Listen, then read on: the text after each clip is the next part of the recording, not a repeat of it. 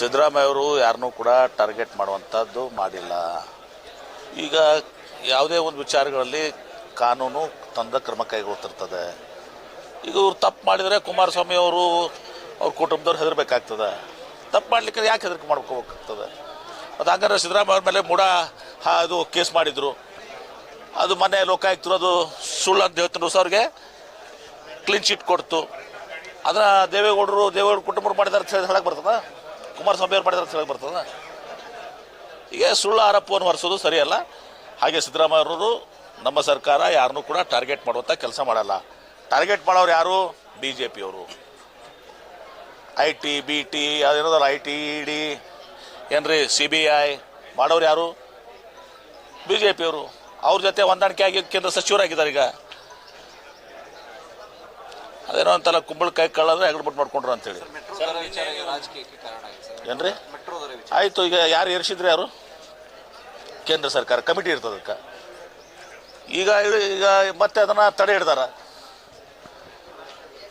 ಮಾಡಿ ಮಾಡೋದೆಲ್ಲ ಇವರೇ. ಕಬ್ಬಿಗೆ ಬೆಲೆ ನಿಗದಿ ಮಾಡೋರು ಇವರೇ. ತಾವು ಕೊಡಂಗಿಲ್ಲ, ರಾಜ್ಯ ಸರ್ಕಾರ ಕೊಡಬೇಕು. ಮೆಕ್ಕೆಜೋಳದು ಅದೇ, ಮೆಟ್ರೋದು ಅದೇ. ಇದೆಲ್ಲ ಕೇಂದ್ರ ಸರ್ಕಾರ ಮಾಡುವಂಥ ಅವಾಂತರಗಳು. ಅದನ್ನು ರಾಜ್ಯ ಸರ್ಕಾರ ಮೇಲೆ ಹೊರಿಸುವಂಥ, ಅದನ್ನು ಮೆಟ್ರೋದು ನಮ್ಮ ಮೇಲೆ ಹೊರಿಸುವಂಥ ಪ್ರಯತ್ನ ಮಾಡಿದ್ರು. ಸರ್, ನಿನ್ನೆ ನೀವು ಒಂದು ಮಾತು ಹೇಳಿದ್ರಿ ಸರ್, ನಾವು 34 ಜನ ಲಿಂಗಾಯತ ಶಾಸಕರಿದ್ದಾರೆ, ಮತ್ತೆ ಸಂಚಲನ ಅಂದರೆ ಒಂದು ಡಿಮ್ಯಾಂಡ್ ಇಟ್ಟಿದ್ದಾರೆ ಪರೋಕ್ಷವಾಗಿ ಅಂತ. ನಾನು ಮತ್ತೆ ಪದೇ ಹೇಳೋಕ್ಕೆ ನಾನು ಬಯಸೋದಿಲ್ಲ. ನಾನು ನೀನು ಹೇಳಿಬಿಟ್ಟಿದ್ದೀನಿ, ಅದು ಅಲ್ಲಿಗೆ ಸರಿ ಅಲ್ಲ.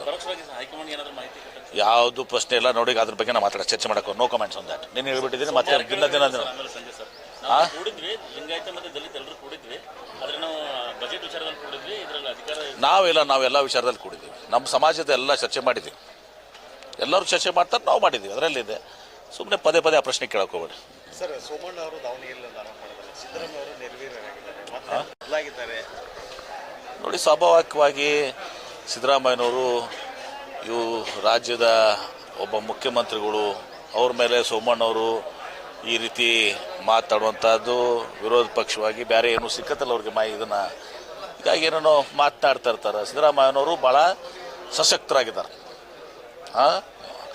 ಯಾವಾಗ ಮೊದಲು ಹೆಂಗಿದ್ರು ಸಿದ್ದರಾಮಯ್ಯನವರು ಈಗೂ ಹಂಗೆ ಅದಾರೆ. ಗಟ್ಟಿಯಾಗಿದ್ದಾರೆ, ಸಶಕ್ತರಾಗಿದ್ದಾರೆ, ಹಾಗಾಗಿ ಆರೋಗ್ಯವಂತರಾಗಿದ್ದಾರೆ.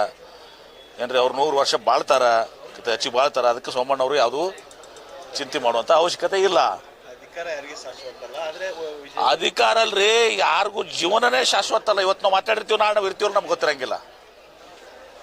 ಅಧಿಕಾರ ಶಾಶ್ವತ ಅಲ್ಲ, ಇಲ್ಲ ಅಂತಾರೆ. ಏನು ಸೋಮಣ್ಣವ್ರಿಗೆ ಶಾಶ್ವತನಾ? ಮೋದಿಯವ್ರಿಗೆ ಶಾಶ್ವತನಾ? ಯಾರಿಗೂ ಶಾಶ್ವತ ಅಲ್ಲ. ಸಿಎಂ ಕುರ್ಚಿ ವಿಚಾರವಾಗಿ ಯತೇಂದ್ರ ಹೇಳಿಕೆ ಕಾಲ ಉತ್ತರ ಕೊಡ್ತದೆ ಅಂತ ನೋಡಿ. ನಮ್ಮ ಪಕ್ಷದಾಗ ಹೇಳಿದ್ದೀನಿ, ನಾನು ಪದೇ ಹೇಳುವಂಥದ್ದಲ್ಲ, ಸರಿಯೂ ಕಾಣಿಸೋದಲ್ಲ. ನಿನ್ನೆ ಹೇಳಿದ್ದೀನಿ, ನಮ್ಮ ಪಕ್ಷದಲ್ಲಿ ಹೈಕಮಾಂಡ್ ಸುಪ್ರೀಂ.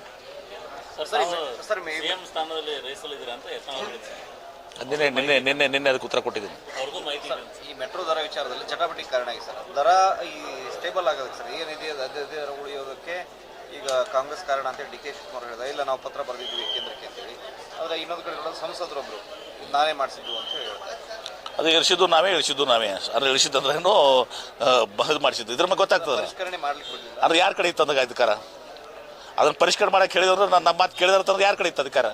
ನೀವೇ ಪ್ರೂವ್ ಮಾಡ್ತೀರಲ್ಲ. ತೇಜಸ್ವಿ ನಮ್ಮ ಸೂರ್ಯ ಅವರು ನೀವು ಪ್ರೂವ್ ಮಾಡಿದಂಗೆ ಆಯ್ತಲ್ಲೋ. ಅಂದ್ರೆ ನಮ್ಮ ಸರ್ಕಾರ ಏರ್ಸಿತ್ತು, ನಾವು ಇದ್ರ ಬಂದು ಹಿಡಿಸಿದ್ವಿ ಈಗ ಅಂತ. ಅಂದ್ರೆ ಯಾರ ಅಧಿಕಾರ ಇತ್ತದು? ನೀವೇ ಕೂತ್ ಪ್ರೂವ್ ಮಾಡಕತ್ತೀರಿ, ಬೇರೆಯವ್ರಿಗೆ ಹೇಳ್ಬೇಕಾಗಿಲ್ಲ. Thank you. ಅದನ್ನು ನನಗೂ ಮನೆ ನೋಡಿದ್ದೀನಿ. ಅಂಥವೆಲ್ಲ ಆಗ್ಲಿಕ್ಕೆ ಬಿಡೋದಲ್ಲ.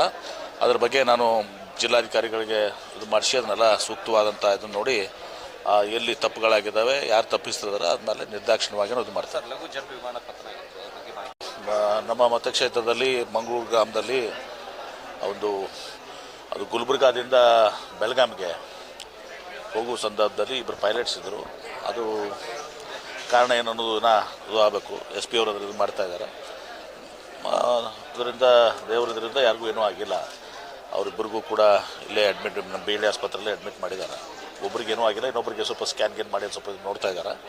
ಸೊ ಹೀಗಾಗಿ ಬಹುಶಃ ಇಬ್ಬರು ಇದ್ದಾರೆ. ಉಳಿದಿದ್ದು ಬಾಕಿ ಎಲ್ಲ ಅದು ಅವರ ಸಂಸ್ಥೆಗಳದಾವೆ, DGC ಡಿ ಜಿ ಸಿ ಆಗಲಿ, ಆಮೇಲೆ ಆ ಸಂಸ್ಥೆ ಆಗಲಿ, ಅವರೆಲ್ಲ ಬಂದಿದ್ದಾರೆ, ಬರ್ತಾನೂ ಇದ್ದಾರೆ, ಬಂದಿದ್ದಾರೆ ಅಂತ ಕಾಣ್ತದೆ. ಅವರೆಲ್ಲ ಆ ಬಗ್ಗೆ ಕ್ರಮಕ್ಕೆ ಗೊತ್ತಾರೆ. Yes thank you.